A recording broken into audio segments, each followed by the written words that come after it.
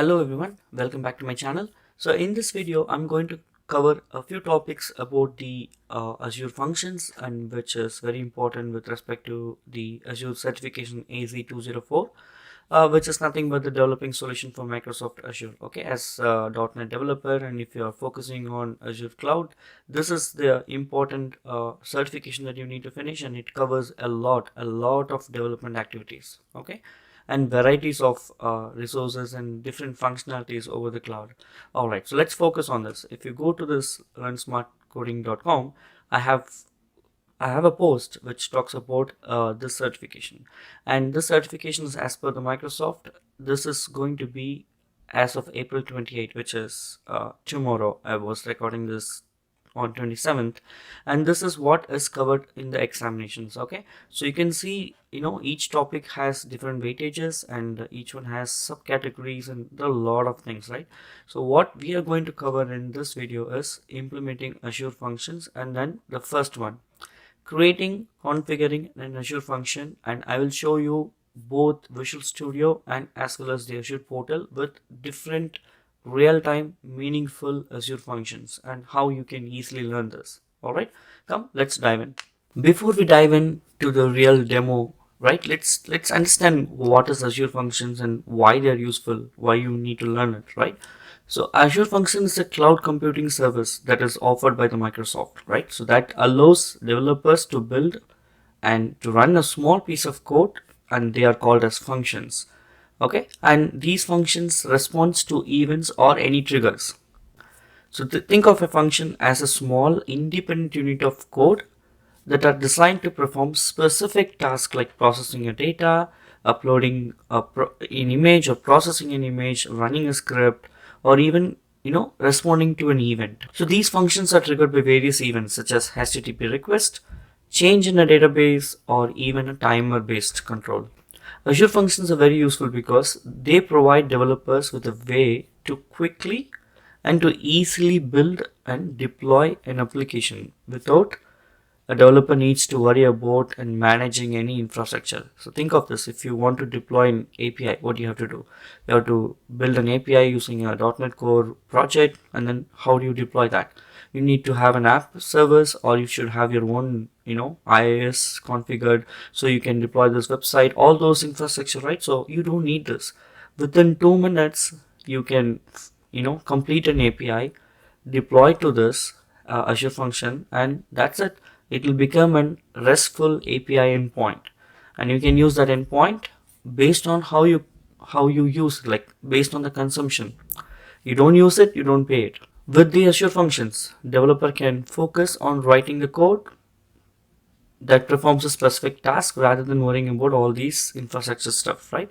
And then in addition, there are a few more important things, right? Azure Functions are cost effective. They are cost effective because, like I said, they build only when they run. The developers only pay for the resource they use. If your API is very simple API which doesn't consume too much of power, literally you'll pay nothing to Microsoft. Okay, that is what it means. So Azure Functions are also highly scalable, meaning let's say all of a sudden you have a lot of customers and a lot of traffic coming up for your API. Microsoft will take care of scaling these APIs automatically. You don't need to worry about any infrastructure. You don't need to worry about any downtime. All are taken care. So beautiful, right? So overall, what is Azure Functions? They are very powerful tool for building event-driven applications, microservices. Particularly, they are useful for developers who want to focus on writing the code rather than they manage the infrastructure. Now you have some concepts, understanding of what is Azure Functions, why do they provide such beautiful things, and how easy and how useful it is, right? So you will eventually implement these things in your organization for your project, and if you do so already, let me know in the comment section, and come, let's dive in. So I'm using Visual Studio 2022. You can use 19 as well. 17 also will support, but we are going to use .NET Core 6. Okay, so just create a new project, select the function app, and give a project name, give a location where you need to save the project. Don't worry about all these codes, focus on the video, I will give you every single piece of code with the solution in the description. You can take it from the my GitHub repository. Okay, so let's focus on this. The framework that we are going to use is the .NET 6, and you can see as soon as I select this, there are all the possible Azure functions which does different works are listed here. So let's see HTTP trigger, and we will talk about various things, but let's focus on HTTP trigger. Okay, which means someone is going to call this endpoint. That is what an HTTP trigger means. Okay, there are three levels of authorization: function, anonymous, and admin. Function is basically you need to pass authorization code, which is called key. Only then it will work. Anonymous means it's open API. You're exposing this to public, and anyone who has your URL can invoke it. Okay, so based on your need, you can do it. Now let's focus on this. As soon as I selected this, there's a pre-built code which is already in front of my eyes, right? So I will go over this few files and then I'll explain you how it works. The first one is the local setting JSON, and this is the host file. Local settings basically will have the configuration for your connection string and all the other stuff which you have to use. And it's a simple launch settings and service dependency. Okay, let's focus on the function which created by the template. Okay, it's not something that I created, right? So if you look at this the project, I'm going to rename it, but if you look at this, only one SDK functions is installed. As and when we start doing many things, we will install different packages. So if you come to this function, I renamed this function to a simple demo function, and then this is the function name. So basically what this function is doing is it is going to have an attribute called HTTP trigger, and then the authorization level is function, and then we're going to run this. Okay, so basically when you run this, you can see it will give you a option called get or a post. You can invoke this API URL which is running in local. Once you deploy, I will show you how the URL will look. But if you run this either through get or through a post, it's going to work. But if you look at this API was having a name property, and let's debug this, right? So a get or a post will invoke this endpoint. We are doing a logging, and then we are trying to fetch a name from the query parameter. If it is there, it is going to read the data and display it. It displayed it. Okay, now if I change this to a different name, meaning the parameter which is a name, so I'm giving something else, right? So it will eventually go and look for the body, and if it doesn't find, it will throw you a 400 error stating that you need to pass it. That's what the simple code is doing. And you can notice that HTTP trigger is the attribute which will determine what kind of function it is this. So we're going to create our own function. Right click on the project, click on add new Azure function. So this function is going to be a new HTTP timer function. Basically HTTP timer means with the given interval of time, this API gets invoked automatically. That's called HTTP timer function. Okay, so timer trigger they call it as. So what you do, you select something called timer trigger, and this schedule will come. This is called con operation, CORN, con expression. Okay, so the expression is explained in my blog post. Basically we are saying every 10 minutes invoke this. That's why the second parameter was minutes. Okay, so */10 means every 10 minutes it will invoke this function. Now you can see the attribute is timer trigger. The earlier one was HTTP trigger. So that's, I said, this is what it determines. Okay, now what we are going to do is we are going to add a simple HTTP call to this endpoint. Okay, I'm going to replace this with a piece of code. What this is doing is it is calling this essential product API endpoint, so that every 10 minutes this is called. My web app which is deployed will never go to sleep, because if it is idle for 20 minutes, the application will go to sleep, and then the next request comes, it takes time. I don't want this to happen. So this is a simple real-time example, right? So you keep this app awake. So now you can see I can see the second one is a timer trigger. That's why you don't get the URL, because you're not invoking by yourself. It gets invoked automatically. Okay, so let's go and publish this and see how it works. Okay, so in order to publish, you select the publish, and then start selecting Azure, and then select the Windows app, or it is a Linux container, or whatever it is. Before that, if you already have your portal, use that login, and I already have it. you see this, there's one application which is there. Now I wanted to show you how this came so that you can deploy this from your Visual Studio Code. I mean, you can deploy this from your Visual Studio. Okay, so what we are going to do is we are going to switch back to portal and see how this works, how we have to first set up this Azure Functions, and then I'll show you how this deployment works. Log into your portal, search something called function app. Once you select the function app, it will come here, and because I already have something, it is listed here, but you click on create, it will take you to this page. This page is similar to the other resource that you create. So start filling up all the information. Starts with a subscription, a resource group. I'm going to keep the name similar so it will be easy for me to identify. So the name that you give should be unique, and if you look at this closely, it ends with .azurewebsite.net. Basically, when we create an Azure function app, it is equivalent of creating an app service. Okay, within this app service is what our functions are deployed, but we don't pay. We pay only for what we use. And if you look at this, the runtime stack you selected, and then the last one, the hosting option, right? It's preferable to go to consumption, which is cheaper, so I select the first one. And then storage. For a function app to process to work, right, storage is a must. Storage account is a must, so if you don't do it, it will force you to create. I selected a storage account of my own name, and then networking, leave it as it is because it needs to be a public endpoint. Based on your requirement, it will change, but going to the monitor and then deployment, for now we are not going to deploy anything from the GitHub, so I disable these things. Let's have a tag. Tag is to identify what resource goes for what.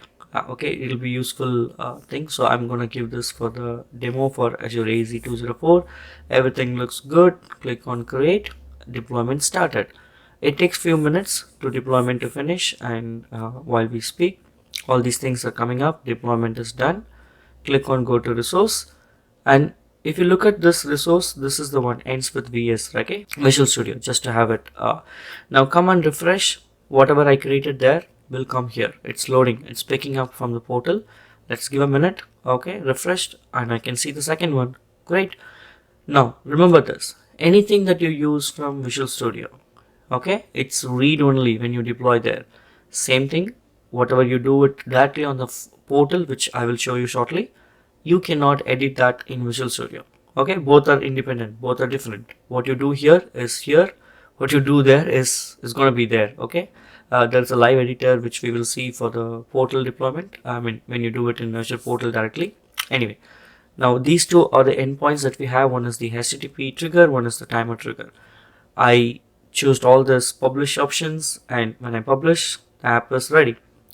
Let's go to something called functions. This is overview, right? So if you go to functions, you see these two apps are deployed.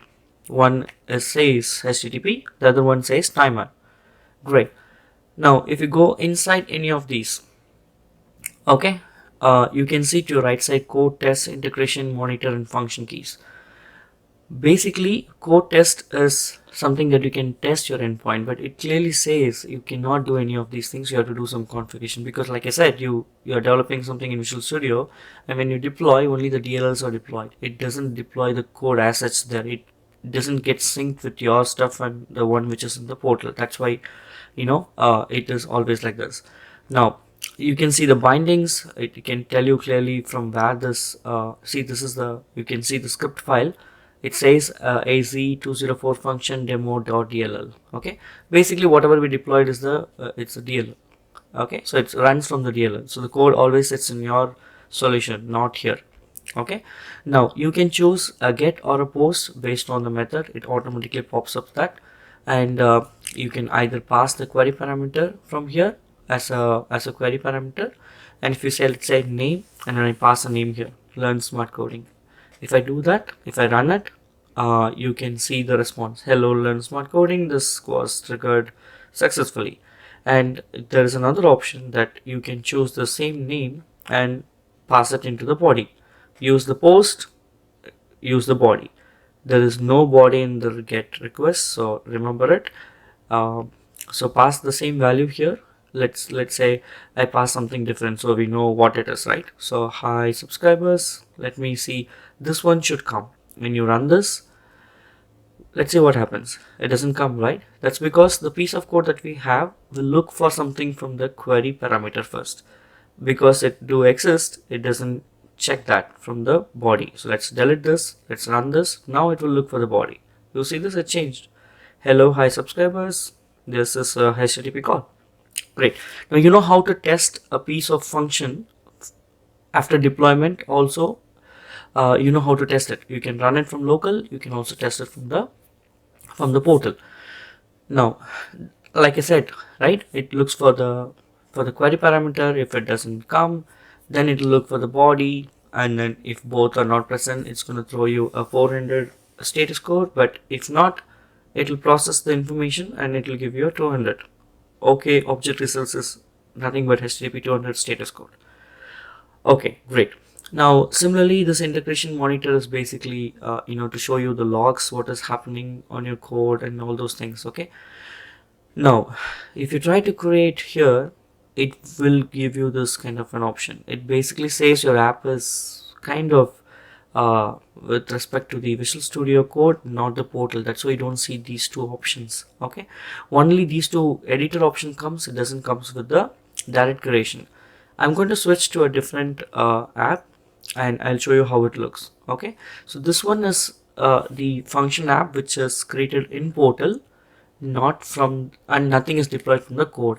So when I do so, if you go to functions under the functions side, right, you can see a lot of functions listed, and app key is basically the keys that is used to trigger this function. Whenever you choose a function at a function level, the access is the function level. These are the keys which are used. Okay, now let's focus on something basics. Okay, so here if you click on create, what will happen is you will be given an option to choose what kind of trigger, which didn't come in the earlier one, right?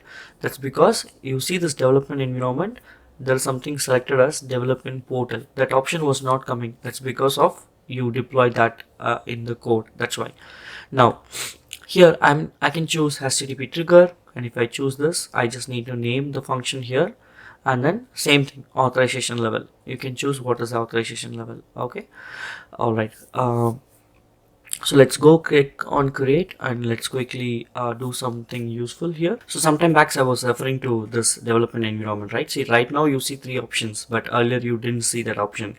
All right, so let's select that environment as development portal, and you can select one of those available in HTTP triggers, and we're going to choose the timer trigger, name something meaningful. I'm going to name it as wake up essential product API. Like I said, I have an API which I wanted to call every 10 minutes or 15 minutes so that it's kept alive, just to give an realistic example, right?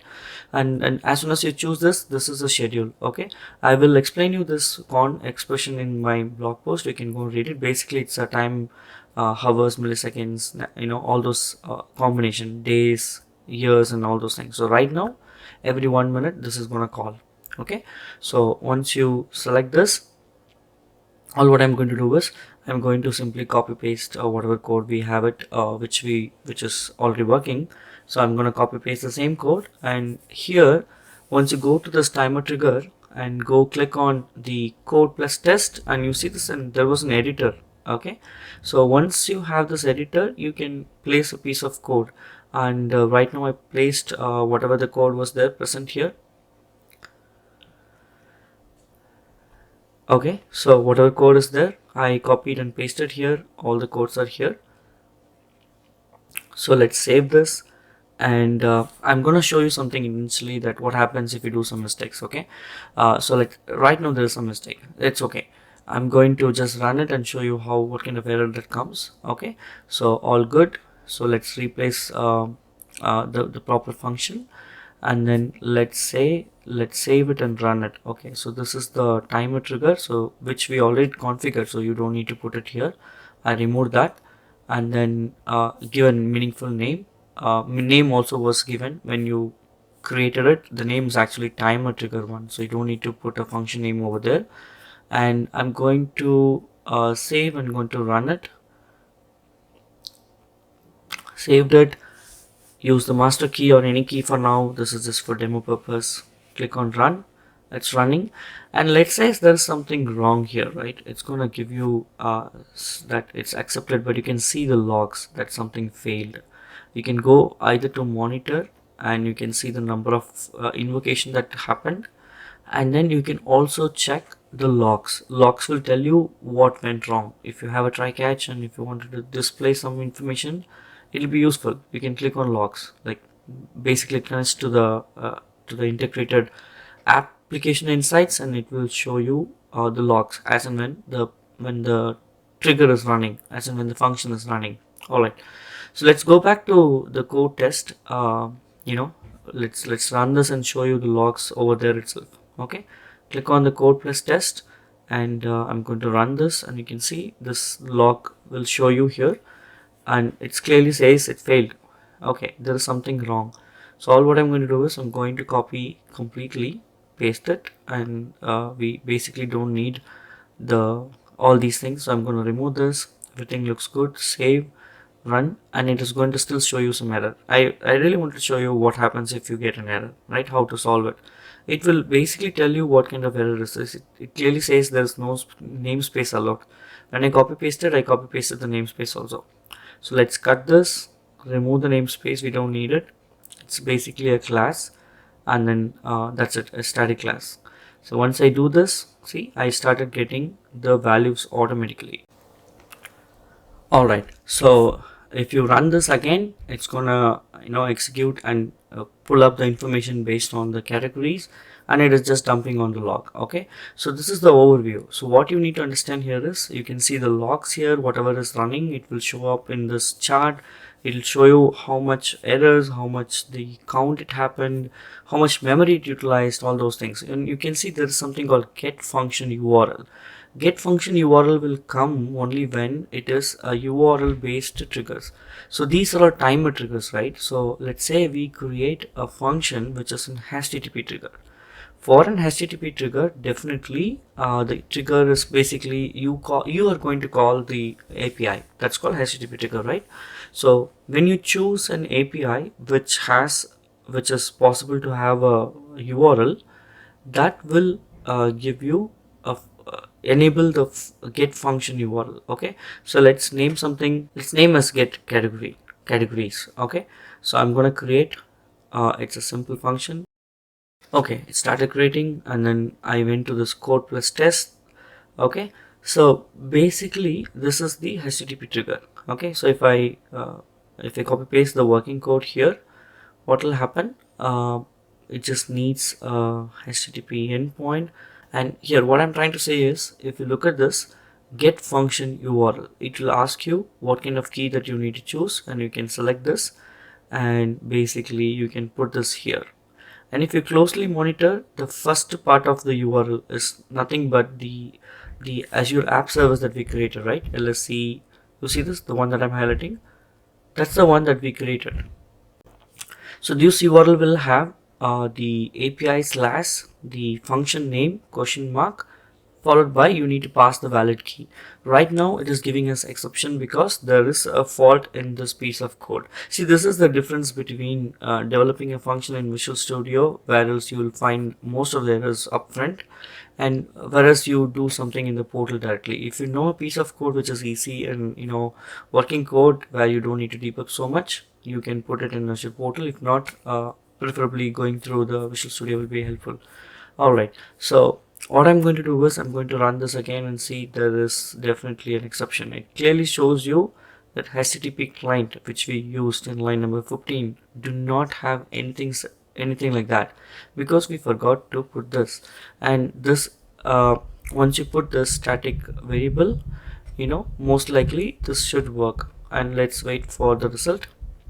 Okay, so basically once you run this, you will get a response here. So right now the URL code, everything is good. So I'm gonna run the same thing here, and I got the result, and it was just 43 milliseconds. Okay, so our consumption plan is up and running, and I will give you the link of the Microsoft Azure where you can find what is the cost. It is really cheap. First 1 million request is free, literally free. 1 million is like 10 lakhs that you call it in India.